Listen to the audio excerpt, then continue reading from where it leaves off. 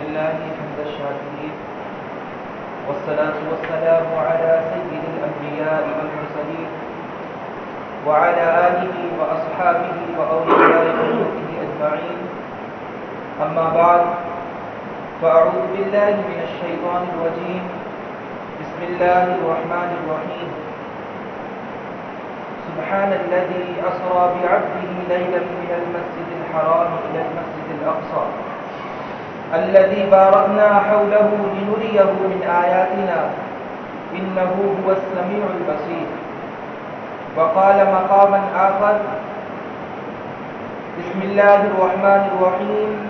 والنجم إذا هوى ما ضل صاحبكم وما غوى وما ينطق عن الهوى إن هو إلا وحي يوحى علمه شديد القوى ذو مرة فاستوى وهو بالأفق الأعلى. آمنت بالله صدق الله مولانا العظيم وصدق رسوله النبي الأمين المتين الكريم ونحن على ذلك لمن الشاهدين والشاكرين والحمد لله رب العالمین.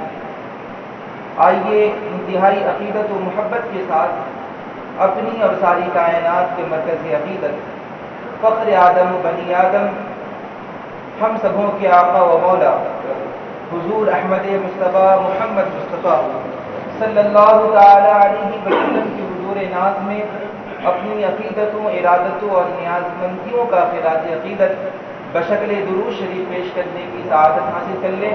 بڑے بابا سے بڑے اللہم صلی علی سیدنا و مولانا محمد بارک وسلم صلو علیہ صلاۃ و سلام علیک یا رسول اللہ صلی اللہ تعالی علیہ وسلم.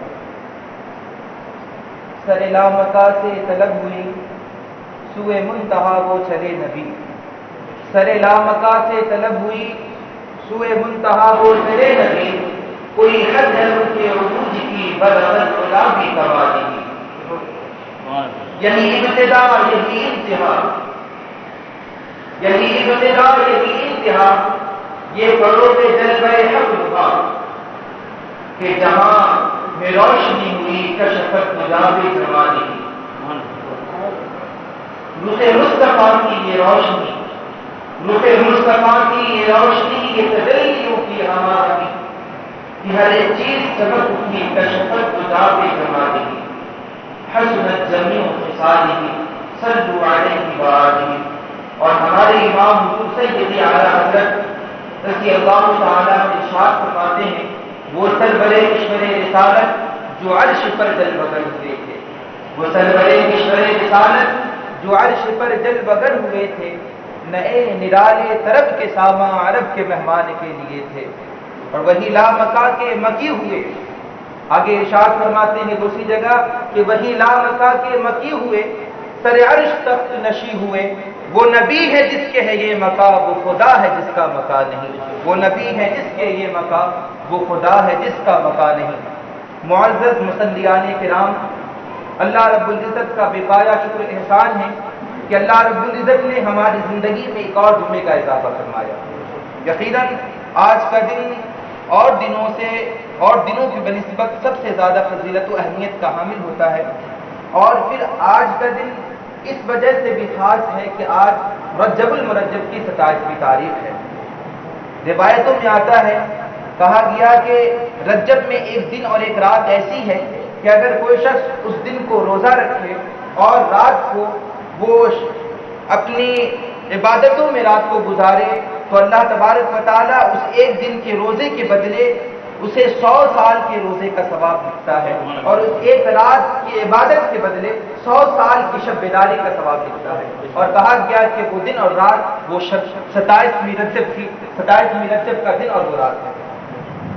اور حضرت ابو ہریرہ رضی اللہ تعالی عنہ سے روایت ہے کہ آقا کریم صلی اللہ تعالی علیہ وسلم فرماتے ہیں کہ جب کوئی شخص 27ویں رجب کو روزہ رکھتا ہے تو اللہ تبارک و تعالی 60 مہینوں کے روزے کے برابر اسے ثواب دیتا ہے.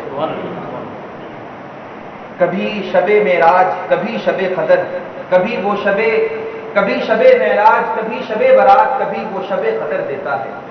کبھی شب معراج، کبھی شب برات، کبھی وہ شب قدر دیتا ہے.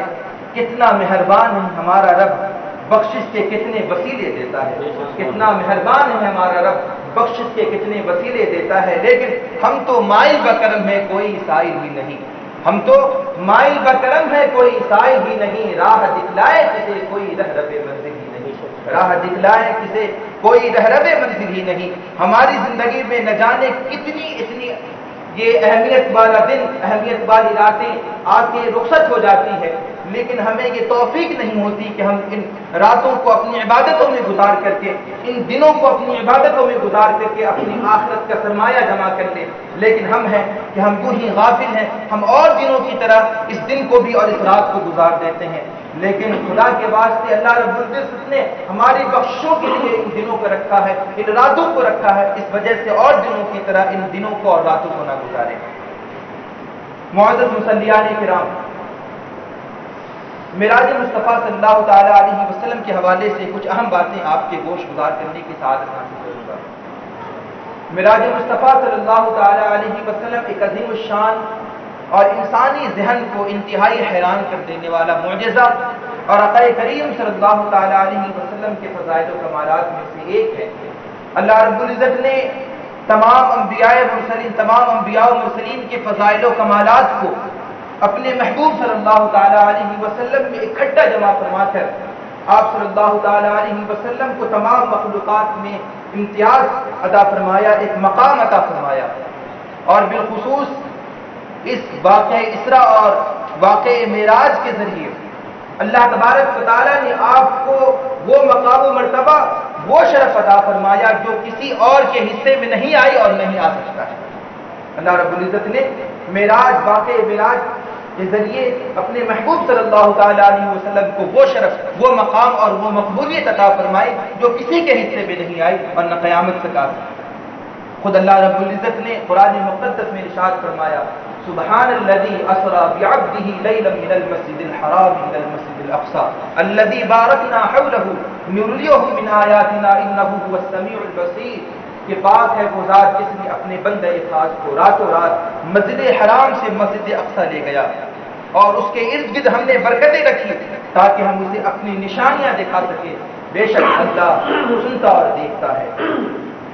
اللہ رب العزت نے اس واقع معراج کو اپنے کلام پاک کے سورہ بنی اسرائیل کی پہلی آیت میں صراحت کے ساتھ ذکر فرمایا، جو میں نے آپ کے سامنے رکھی، سبحان الذی اسریٰ، پاک ہے وہ ذات۔ اس واقع معراج کو اللہ رب العزت نے صراحت کے ساتھ سورہ اسراء کی پہلی آیت میں ذکر فرمایا، اور سورہ نجم کی ابتدائی 18 آیات میں جو میں نے تلاوت کی، والنجم اذا ہوا ما ضل صاحبکم وما غوا وما ينطق عن الهوى، جو 27ویں پارے میں ہے، تو اللہ رب العزت نے سورہ نجم کی ابتدائی 18 آیات میں اسی واقع معراج کو اشارات و کنایت کے ساتھ بیان فرمایا ہے۔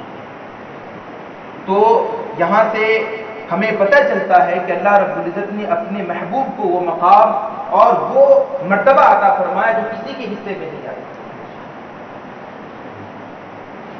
اللہ کے حبیب صلی اللہ تعالی علیہ وسلم اس مختصر وقت میں معراج کی شب آسمان دنیا پر تشریف لے گئے۔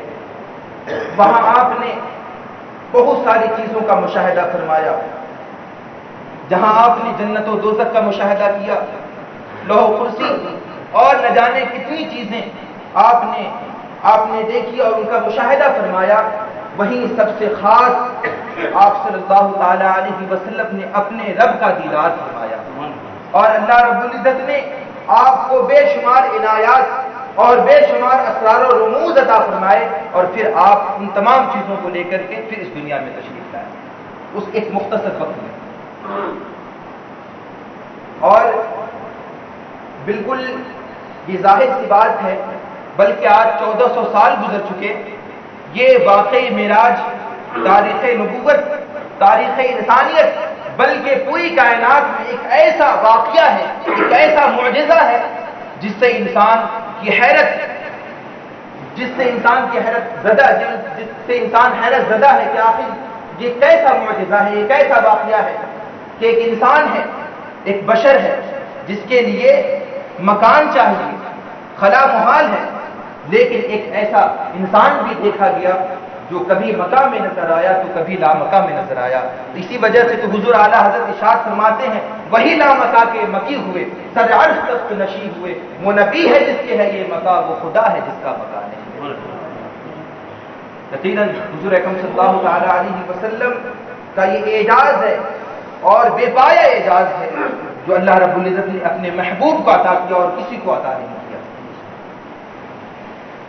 اللہ کے حبیب صلی اللہ تعالی علیہ وسلم جب معراج کی شب تشریف لے گئے آسمان دنیا پر تو آپ نے کئی سارے نبیوں سے ملاقات کی. حضرت آدم علیہ السلام سے، حضرت عیسیٰ علیہ السلام سے، حضرت موسیٰ علیہ السلام سے، حضرت ابراہیم علیہ السلام سے، بہت سارے نبیوں سے ملاقات کی. لیکن جب حضرت ابراہیم علیہ السلام سے ملاقات کی تو اس ملاقات کے معاملات کو حضور اکرم صلی اللہ تعالی علیہ وسلم نے بیان فرمایا کہ میں نے ابراہیم سے ملاقات کی، میں نے حضرت ابراہیم سے ملاقات کی. حضرت ابراہیم نے کہا کہ اپنی امت کو میری طرف سے سلام کہیے گا. اگر آپ نے ابھی تک سلام کا جواب نہ دیا ہو تو سلام کا جواب دے دیں. حضرت ابراہیم علیہ السلام فرماتے ہیں کہ اپنی امت کو میری طرف سے سلام کہیے گا اور کہیے گا کہ جنت کی مٹی بڑی پاکیزہ ہے، جنت کی مٹی بڑی پاکیزہ ہے، یہاں کا پانی بڑا میٹھا ہے، یہاں کی زمین بڑی ہموار ہے اور اس کی کاشت اور اس کی کھیتی سبحان اللہ والحمد للہ ولا الہ الا اللہ واللہ اکبر کہنا ہے. تو اگر ہم اس تسبیح کو اگر ہم اپنے ذکر میں ڈال لیں تو یقیناً ہم جنت میں اپنی کھیتی کر رہے ہیں. سبحان اللہ والحمد للہ ولا الہ الا اللہ واللہ اکبر ولا حول ولا قوت الا باللہ العلی العظیم.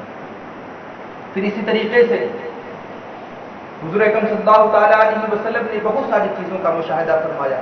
آپ نے جنت کا بھی دیدار فرمایا.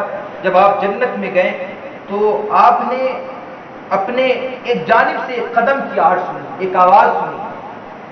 تو حضور اکرم صلی اللہ تعالی علیہ وسلم نے فرمایا جبرائیل یہ کیا ہے؟ اور حضرت جبرائیل عرض گزار ہوتے ہیں یہ آپ کے مؤذن بلال ہیں، یہ آپ کے مؤذن بلال ہیں. پھر جب حضور اکرم صلی اللہ تعالی علیہ وسلم حضرت بلال رضی اللہ تعالی عنہ سے پوچھتے ہیں اے بلال مسلمان ہونے کے بعد کس عمل نے تمہیں سب سے زیادہ نفع پہنچایا، فائدہ پہنچایا؟ کہ میں نے جنت میں اپنے سے آگے تمہارے قدموں کی آہٹ کو میں نے سنا ہے. حضرت بلال عرض گزار ہوتے ہیں یا رسول اللہ صلی اللہ تعالی علیہ وسلم مسلمان ہونے کے بعد میں نے کوئی ایسا عمل نہیں کیا کہ جس سے مجھے نفع کی امید ہو، حتیٰ کہ میں ایک عمل ہے کہ میں جب مکمل طور پر وضو کر لیتا ہوں، مکمل طور پر جب میں وضو کر لیتا ہوں تو پھر میں کچھ رکعت نمازیں پڑھ لیتا ہوں جتنی کہ اللہ تعالیٰ نے میری قسمت میں لکھی ہے. تو اس سے پتہ چلتا ہے کہ اگر کوئی شخص نفل نمازوں کی کثرت کرتا ہے تو اللہ تبارک و تعالیٰ اسے کتنا مقام و اعلیٰ مرتبہ عطا فرماتا ہے. یہ نفل نماز، اور جو فرض نمازوں کی پابندی کرے تو اس کا کیا مقام مرتبہ ہے. اسی طریقے سے حضور اکرم صلی اللہ تعالی علیہ وسلم جب معراج کی سب تشریف لے گئے تو آپ نے بہت ساری چیزوں کا مشاہدہ فرمایا. آپ کا گزر ایک ایسی قوم کے پاس سے ہوا جس کے پیٹ کوٹلیوں کے مانند تھے، جس کے پیٹ کوٹلیوں کے مانند تھے اور اس پیٹ میں سانپ نظر آ رہے تھے. حضور اکرم صلی اللہ تعالی علیہ وسلم فرماتے ہیں جبرائیل یہ کیا ہے، یہ کون لوگ ہیں؟ تو حضرت جبرائیل عرض گزار ہوتے ہیں رسول اللہ صلی اللہ تعالی علیہ وسلم یہ وہ لوگ ہیں جو دنیا میں سود کھاتے تھے اور سود دیتے تھے، سود کھاتے تھے اور سود کماتے تھے. یہ ان لوگوں کا انجام ہے جن کے پیٹ کوٹلیوں کے مانند ہے اور اس میں سانپ نظر آ رہے ہیں. اللہ کی پناہ اس وجہ سے میں عرض کرنا چاہوں گا کہ اس واقعہ معراج سے جو ہمیں سبق ملا ہے، جو ہمیں پیغام ملا ہے کہ اگر ہم سود کھاتے ہیں یا سود کا کاروبار کرتے ہیں تو اللہ کے واسطے ان سود کی کمائی کو اور سود کو چھوڑ دیں. یہ دنیا مختصر ہے، دنیا کی زندگی مختصر ہے، ہمیں ہمیشہ کے لیے آخرت کی زندگی دی گئی ہے. اس وجہ سے اپنی آخرت کی زندگی کو دنیا کی زندگی کے لیے اپنی آخرت کی زندگی کو دنیاوی زندگی کے لیے برباد نہ کریں کہ دنیا کی مختصر زندگی ہے، دنیا کے لیے ہم نہ جانے کیا کیا کر جاتے ہیں لیکن آخرت کی ہمیں کچھ فکر نہیں ہوتی. اس وجہ سے سود کو چھوڑ دیں، سود کو ترک کر دیں. اسی طرح آقا کریم صلی اللہ تعالی علیہ وسلم کا گزر ایک ایسی قوم کے پاس سے بھی ہوتا ہے جن کے ناخن بڑے بڑے تھے اور ان ناخنوں سے وہ اپنے چہرے کو اور اپنے سینے کو چاک کر رہے تھے، چھلنی کر رہے تھے۔ حضور اکرم صلی اللہ تعالیٰ علیہ وسلم نے فرمایا اے جبرائیل یہ کون لوگ ہیں؟ حضور اکرم صلی اللہ تعالیٰ علیہ وسلم نے فرمایا یہ کون لوگ ہیں؟ حضرت جبرائیل عرض گزار ہوتے ہیں یا رسول اللہ صلی اللہ تعالیٰ علیہ وسلم یہ وہ لوگ ہیں جو دنیا میں اپنے بھائی کا گوشت کھاتے تھے، یعنی اپنے بھائی کی غیبت کرتے تھے اور اپنے بھائی کی عزتوں کو خراب کرتے تھے۔ آج ہم دیکھیں، نظر اٹھا کر کے دیکھ لیں کہ آج غیبت ہماری زندگی کا حصہ بن چکا ہے۔ آج کسی کی عزت کو خراب کرنا یہ ہماری زندگی کا حصہ بن چکا ہے۔ آج ہم لمحہ لمحہ دوسروں کی غیبت میں اپنے وقت کو گزارتے ہیں۔ ہم دوسرے کی عزت کو خراب کرنے کے لیے ہم ہیلے اور نہ جانے کیا کیا ہم منصوبہ بناتے رہتے ہیں کہ کسی کی عزت کو خراب کر دیا جائے۔ لیکن یاد رکھیں کہ اگر کوئی شخص کسی کی غیبت کرتا ہے تو گویا کہ وہ اپنے مردار بھائی کی گوشت کھاتا ہے، اور پھر اس کا کتنا سخت عذاب ہے جو آپ نے واقعہ معراج کے ذریعے آپ نے سن لیا کہ گویا کہ وہ اپنے ناخن سے اپنے چہرے کو اور اپنے سینے کو چھلنی کر رہا ہے۔ اسی طرح آقا کریم صلی اللہ تعالیٰ علیہ وسلم کا گزر ایک ایسی جگہ سے بھی ہوا کہ جہاں دو ہانڈی رکھی ہوئی ہے، ایک ہانڈی میں لذیذ گوشت ہے اور ایک ہانڈی میں بدبودار گوشت ہے، لیکن وہ لوگ لذیذ گوشت کو، لذیذ پکوان کو چھوڑ کر کے بدبودار گوشت کی طرف لپک پڑتے ہیں۔ حضور اکرم صلی اللہ تعالیٰ علیہ وسلم نے فرمایا اے جبرائیل یہ کون لوگ ہیں؟ حضرت جبرائیل عرض گزار ہوتے ہیں یہ وہ لوگ ہیں جو دنیا میں اپنی حلال بیویوں کو چھوڑ کر کے حرام کاری کی طرف بڑھتے تھے۔ اللہ اکبر! تو کتنا بڑا عذاب ہے۔ واقعہ معراج کے ذریعے ہمیں یہ سب پیغام ملتا ہے کہ ہم ان تمام گناہوں سے اپنے آپ کو ترک کر دیں۔ اور آخری بات میں جو آپ سبوں سے عرض کر کے رخصت ہونا چاہوں گا وہ یہ کہ واقعہ معراج کا سب سے بڑا تحفہ جو عطا ہوا وہ ہم لوگوں کے لیے وہ نماز کا تحفہ۔ واقعہ معراج میں جو ہمیں تحفہ ملا اور جو ہم پر عبادت فرض ہوئی وہ نماز، اور پھر ہمارے آقا کریم صلی اللہ تعالیٰ علیہ وسلم کی تو آنکھوں کی ٹھنڈک ہے۔ قرۃ عینی فی الصلاۃ، آپ صلی اللہ تعالیٰ علیہ وسلم فرماتے ہیں کہ میری آنکھوں کی ٹھنڈک نماز میں۔ لیکن ہم دیکھیں کہ ہم نے اس تحفے کی کتنی قدر کی ہے، اپنے اس تحفے کو کتنا سنبھال کے رکھا ہے۔ اگر ہمارا کوئی احباب، کوئی دوست ہمیں کہیں سے تحفہ بھیجے تو ہم کس قدر اس کو اہتمام کے ساتھ رکھتے ہیں، کس قدر اس کو سنبھال کے رکھتے ہیں۔ لیکن دیکھیں کہ جو تحفہ ہمارے لیے ہمارے نبی صلی اللہ تعالیٰ علیہ وسلم معراج سے لے کر کے آئے، کیا ہم نے اس تحفے کو سنبھال کے رکھا؟ کیا ہم نے اس تحفے کی حفاظت کی؟ آج ہم نظر اٹھا کر کے دیکھیں ہماری مسجدیں ویران پڑ رہی ہے، آج ہمارے پیشانوں میں سجدوں کی طرف نہیں ہے۔ خدا کے واسطے اس معراج کے تحفے کو جو رسول اکرم صلی اللہ تعالیٰ علیہ وسلم نے ہمارے لیے لے کر کے آیا ہے اس تحفے کو سنبھالے، اس تحفے کی قدر و قیمت کرے اور نمازوں کی پابندی کرے، اپنے پیشانوں میں سجدوں کی طرف لائے۔ یقیناً نماز ایک ایسا پاکیزہ عمل ہے جس کے ذریعے رب بھی راضی ہوتا ہے، رب کا محبوب بھی خوش ہوتا ہے، رب کے محبوبوں کی آنکھوں کی ٹھنڈک ہے۔ اور جب آپ غور کریں گے کہ اس نماز کے ذریعے ہمیں اتنا سکون حاصل ہوتا ہے جتنا کسی بھی عمل کے ذریعے ہمیں سکون حاصل نہیں ہوتا ہے۔ اللہ رب العزت کی بارگاہ میں دعا ہے کہ ہمیں ان تمام چیزوں پر عمل کرنے کی توفیق عطا فرمائے۔ وآخر دعوانا